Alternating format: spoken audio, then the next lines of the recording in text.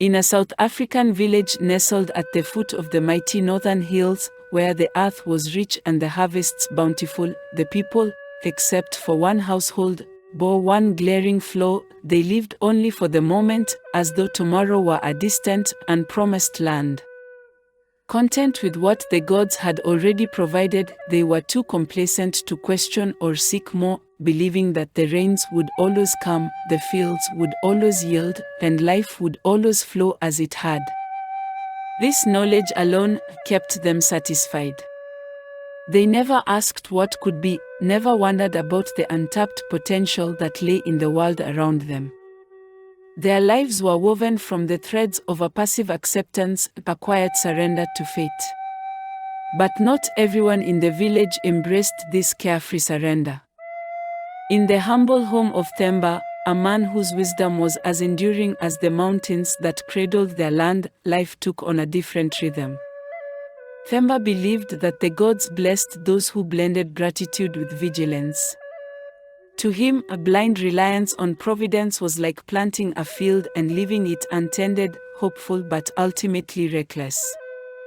"We are stewards of the earth," he would often say, "not mere observers of its blessings." His daughter, Thembi, though shaped by her father's teachings, viewed life through a brighter lens. Where Thembi saw the weight of tradition, she saw the wings of possibility. Where others bowed in awe, fearing the gods' judgment for meddling with the natural order, she believed it was humanity's task to explore and harness what had been freely given. To her, the gifts of the gods were not just to be received but to be understood, nurtured, and expanded.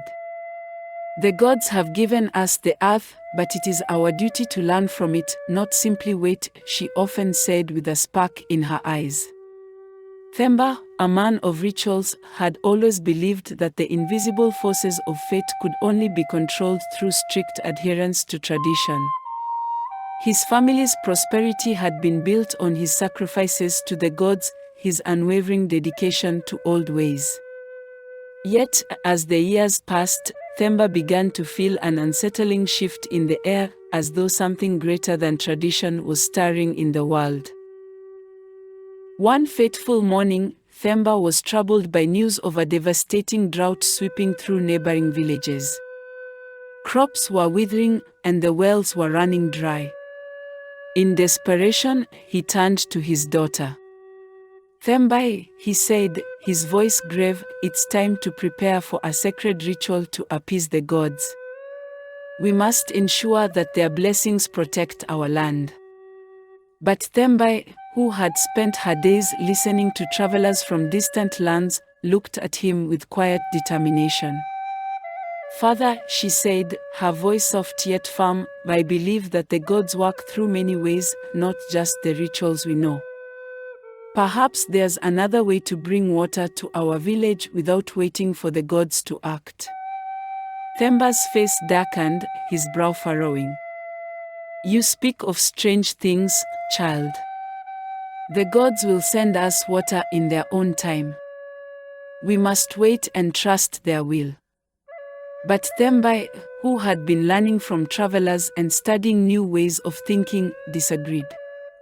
She believed that waiting passively would not save her people. The gods, she felt, might also be guiding them to take action. Despite her protests, Thembi insisted that the rituals be performed immediately.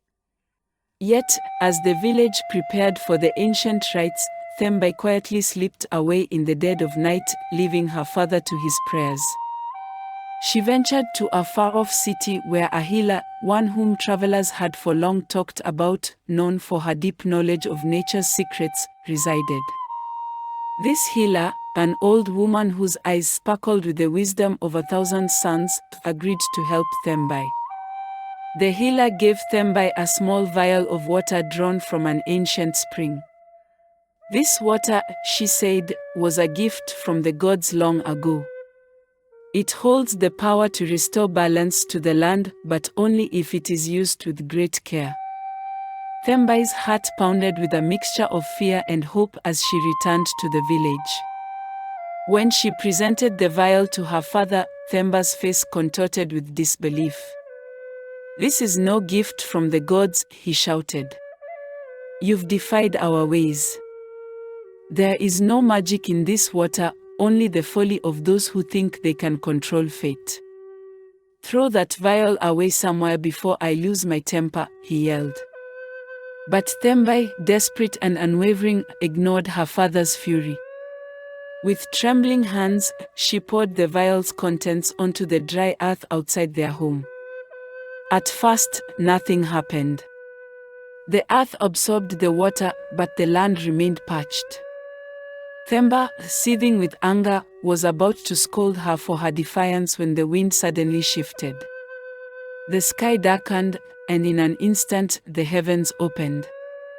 Rain poured down in torrents, flooding the land and reviving the crops. The villagers rejoiced, thanking the gods for their favor, but Themba, though relieved, could not shake the unease that gnawed at his soul. He realized, though reluctantly, that the rain had come not from the gods alone, but from something deeper, something beyond their rituals. It was as though the earth itself had answered the call, responding to Themba's actions as if the gods had chosen to let her touch the flow of fate. Themba could not quiet the turmoil in his heart. The old certainties he had clung to, the rituals, the belief that the gods alone controlled the fate of the land, these had been proven fragile. Though his daughter's defiance had brought salvation, it had also exposed the limits of his understanding. For the first time in his life, Themba doubted the very principles he had lived by. He wandered alone to the river bank, the place where he had spent many quiet hours in prayer. He sank to his knees, the weight of years pressing down on him, and for a long moment, the old man simply stared at the water, watching the currents rush by as if they had somewhere urgent to go. Somewhere he could no longer follow. "I thought I knew the ways of the gods," Themba whispered to the river, his voice barely a murmur over the roar of the water. "I thought I understood the balance between man and nature. That we could ask, and they would give, in their time. But I see now, there is more to the world than my rituals, more to life than waiting for fate to come." He closed his eyes, the realization settling like a stone in his chest. It wasn't just the ritual or the offerings that shaped the world, it was the choices made in the moment, the willingness to listen, to act. Thembi had acted with courage, with faith not in blind tradition, but in the power of the earth itself. She had, unknowingly, called the earth and the gods into alignment.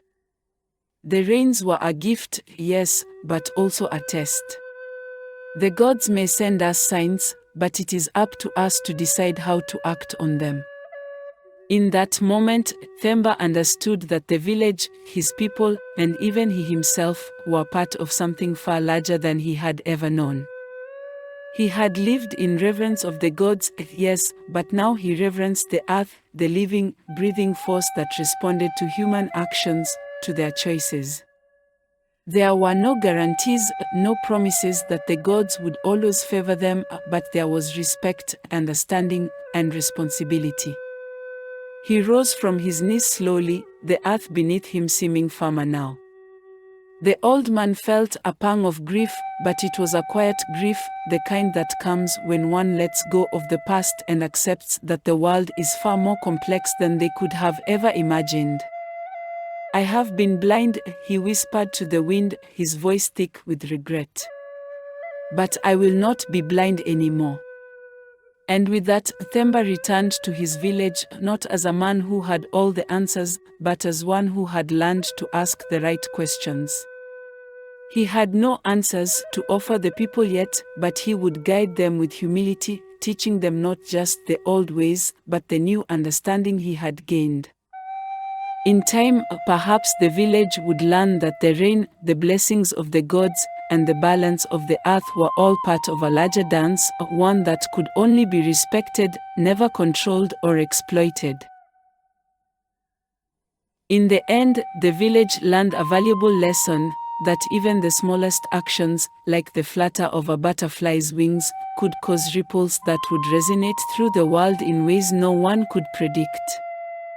Thembi's desire for change had set off a series of events that saved the village, but it also exposed the fragile balance of nature. The moral was clear: the balance of life must be respected, for even the smallest choice can shift the winds of fate and alter the course of generations.